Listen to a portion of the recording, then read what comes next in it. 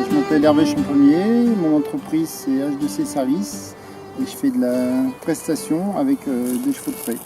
Donc du labour dans les vignes, de la calèche touristique, un peu de débardage et beaucoup d'entretien d'espaces naturels. Et je suis basé dans le Puy-de-Dôme mais j'interviens dans toute la France. Et donc aujourd'hui je travaille dans cette vigne à Sébaza où j'interviens depuis 6 ans pour ces vignerons-là. Et donc c'est le premier passage à la sortie de l'hiver. Donc on fait ce qu'on appelle un griffage donc avec des pointes étroites qui permet de décompacter le sol parce que bon, on a eu un hiver quand même très pluvieux et donc la pluie ça a beaucoup tassé. Donc là on décompacte et puis ça permet de désherber un peu les premiers adventices qui commencent à reverdir. Et puis on refera 2 voire 3 passages suivant la repousse de l'herbe jusqu'au vendange. Donc suivant les passages on passe avec des lames plus larges pour scalper l'herbe juste sous le niveau de la terre. Et pour travailler sous le rang dans cette vigne on travaille avec ce qu'on appelle des intercepts. Donc une lame horizontale montée sur ressort qui va travailler entre les ceps et se rétracter dès qu'il y aura un obstacle. Donc soit un poteau qui tient les fils, soit un cep de vigne. La lame se rétracte et se remet en place juste derrière. Donc ça permet de désherber entre les pieds de vigne. Alors il y a d'autres techniques pour désherber entre les ceps, désherber sous le rang. C'est ce qu'on appelle le butage. Donc en fait on laboure à côté et on rabat la terre sous le rang.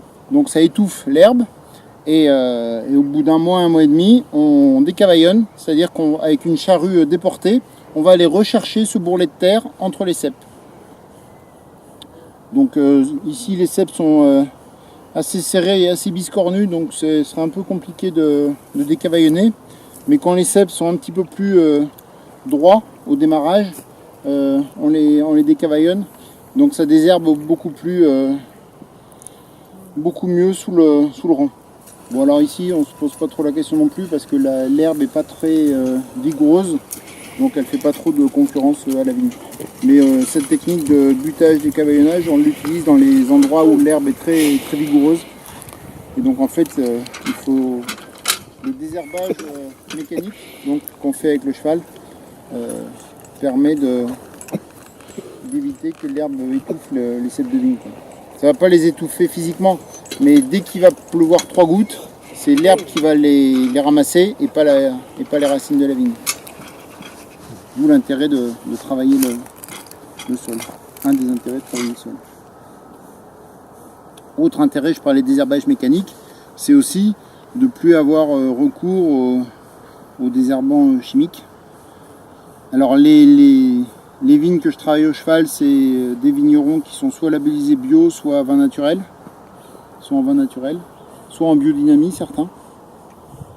Et donc ils n'ont aucun intrant chimique sur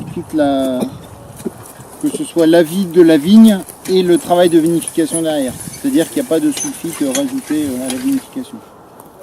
On le fait avec des outils un peu plus modernes. Alors pour ce qui est le décavaillonnage, on utilise encore les vieilles décavaillonneuses et on en fabrique des modernes mais qui sont des copies conformes. Parce que techniquement on n'a rien trouvé de mieux pour aller chercher cette butte de terre entre les ceps que cette charrue qui est un soc déporté. Sinon voilà, on utilise des porte-outils plus modernes sur lesquels on peut régler la largeur, mettre différentes pointes étroites ou larges pour désherber et c'est là-dessus qu'on monte les intercepts par ressort pour désherber sous le rang. Alors ça m'arrive aussi d'utiliser un modèle de charrue de sarcleuse ancienne qui était c'est une des plus évoluées pour l'époque parce qu'il y avait aussi les intercepts par ressort dessus mais c'est moins confortable que ça quand même. Autre évolution, c'est qu'il y a donc le cheval est réapparu dans la vigne il y a, on va arrondir une quinzaine d'années maintenant, ça a commencé en Bourgogne. Et puis maintenant dans toutes les zones viticoles il y a des chevaux dans les vignes. Et pourquoi ça a apparu? Parce que les spécialistes se sont rendus compte qu'à force de passer avec des tracteurs, des enjambeurs, diverses machines motorisées, et ben le terrain était complètement compacté et il n'y avait plus aucune vie. Ils ont fait des sondages et des études. Sur 80 cm, le sol ici devant le cep de vigne, c'était du béton. Mais il n'y avait pas une racine, pas un ver de terre, pas une larve, rien. Et du coup, il restait, on va dire, 30 cm de large, verticalement, pour que la vigne survive. Donc là, ils se sont dit, il faut faire quelque chose, il faut retravailler les sols. Et donc, comment retravailler les sols? Donc, il y a des endroits où les sols sont retravaillés avec des engins motorisés.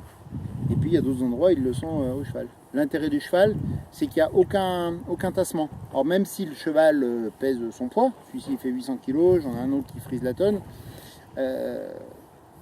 mais c'est pas une charge constante, c'est pas en appui constant, il se déplace, il lève une patte, et en plus il n'y a pas de vibration comme avec un moteur. J'ai repris des vignes qui étaient travaillées au motoculteur, donc un motoculteur ça pèse 80 kg, mais qui étaient aussi compactées que si on les avait travaillées avec un engin de beurre. Parce que le fait que ce soit en appui continu avec les vibrations, ça compacte. Et au point de vue technique, alors, le guidage de la machine? Alors, le plus technique, c'est de choisir des chevaux et de les entraîner pour ce type de travail.